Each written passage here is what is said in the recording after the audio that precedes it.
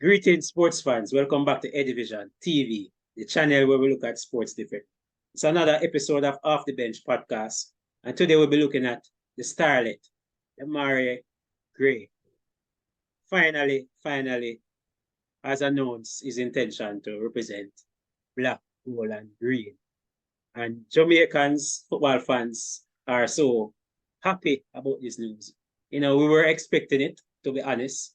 And it was a great announcement on his Instagram page. A nice little note. I'm going to put it up here. I'm not going to read it. Nice little note. You guys can look at it if you haven't. But again, I'm here with the Razor Boss, and we're going to chop up this video.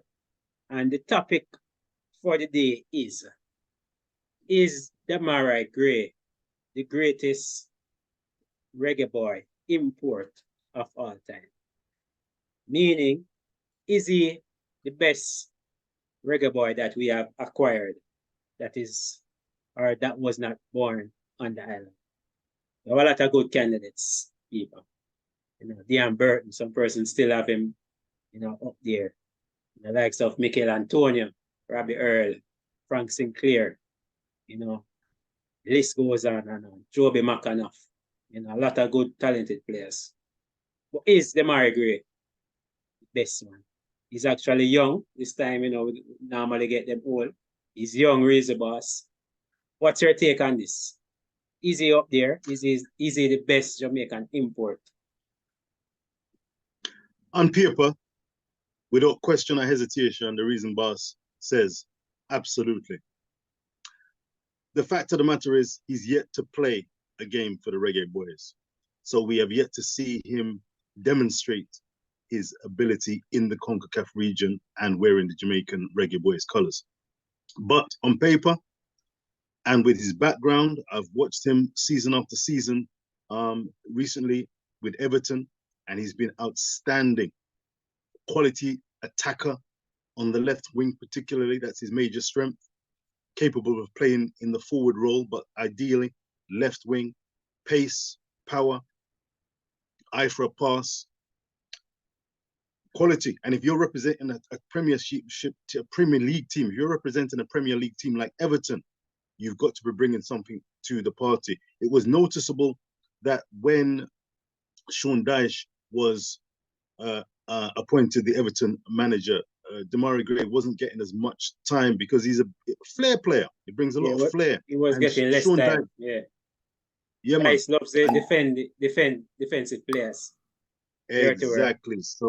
Exactly. So he wasn't the automatic fit for a Sean Dyche type team. But for a Reggae Boys team, if we're looking in the attacking quarter, and Jamaica have been blessed with plenty of attackers, the question is just how good a quality are they?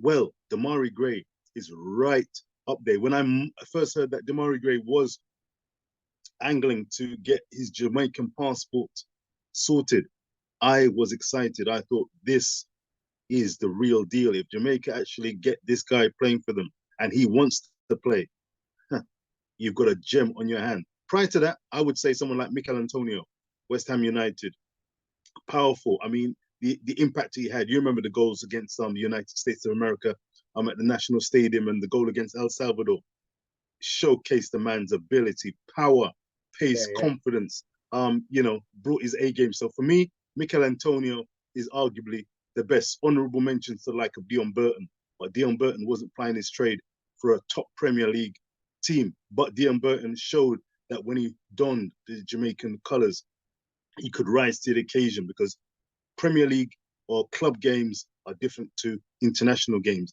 We're still yet to see consistently from Michael Antonio what he's promised to offer. But in those goals that he scored against the likes of El Salvador and America, he has a lot to offer, and the quality is undoubted. But Demarai Gray could be a real gem in addition to the likes of Leon Bailey on the right-hand side. So we're looking for success from Demarai Gray, and I hope he does slot in to make the difference or be a difference maker in this Jamaican squad and team. What say you? One thing for sure, though, Richie, he is the most exciting prospect. You know, YouTubers have been doing a million videos about Demarai Gray, myself included. You guys can go and watch them. You know, the Jamaican public, you know, is so excitement, that level of hype in which he's coming with is tremendous. So if he's not up there as the best, maybe the second or in the top 5, but definitely he has to be given a shot. He hasn't yet played for Jamaica, but on hype alone, Richie, on hype alone. But interestingly, the coach stated in his press conference that somebody will be upset. Somebody yes, he did. Won't be happy with Demarai Gray when he enters the team. Who you think might be missing out on a spot in the starting 11? That's an interesting question. I mean, as I said, I personally think that the attack is the strength of the Reggae boys.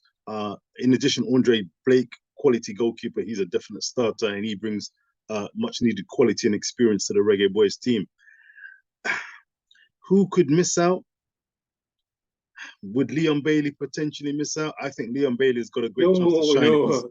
No. If he's fit, no, yeah. If Leon Bailey is fit, I think that, you know, because he's been a puzzle to me. The comments shared by Richie are not necessarily those of Edivision TV. All right, continue. I want to be crystal clear. Leon Bailey is a quality player. The issue has been whether he's been played in his ideal role for Jamaica, and secondly, how he doesn't make the decisions and perform with the talent, abundance of talent that he has. He should be one of those who stand above and stand out in the CONCACAF region. But too often I see indecision from Leon. But this Gold Cup, I think if he has a clarity of mind with the experience, the success that Aston Villa had this season gone, I think Leon Bailey can shine. Who can miss out? Could it be a Bobby Reid, potentially? I don't know. A Boza? I don't know. But Demarai Gray is an interesting one because he's yet to represent the Reggae boys. He's been having such a long, drawn-out situation and affair with the passport. We don't know how he's going to gel and fit in. Interestingly enough, the midfield of Jamaica is a concern for me. If we have an abundance of talent up front, but the ball is not being passed decisively, quickly, clinically to them, that can be a problem. With that, we might then be relying on individual magic. But as day follows night, though CONCACAF is not the strongest region in world football, coaches will be aware of the threat posed by certain players. And I think that the most organized teams will offer the most danger in this competition. Jamaica might not necessarily be the most organized, and that could be an issue. So who's going to miss out? I don't know. The key thing is whoever is chosen, we need to trust the process and trust Coach Jaime. Trust the process and trust Coach Jaime to have this band of brothers working together for a common cause. Victory, victory, victory, with a performance and performances that we can all be proud of. And I can see the Jamaican team getting stronger with time. The question is, do they have enough time in this Gold Cup to make a difference? 6 games, that's all we're looking at, 6 games, whoever's chosen. I think Jamaica's got that quality, especially in attack, to make the difference.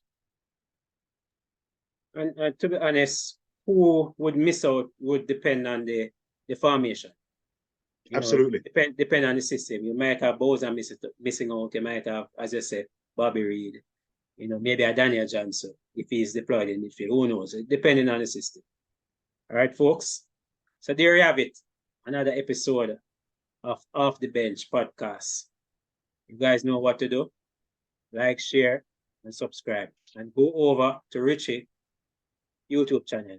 Rich Sports. Rich Sports. Yes, right. Sir. Go over there drop a like, drop a share, drop a comment, and drop a subscribe. Hit him up over there, some good stuff. Peace out. This is Kari Stevenson, former reggae boy. You're watching Edivision. Like, share, and subscribe.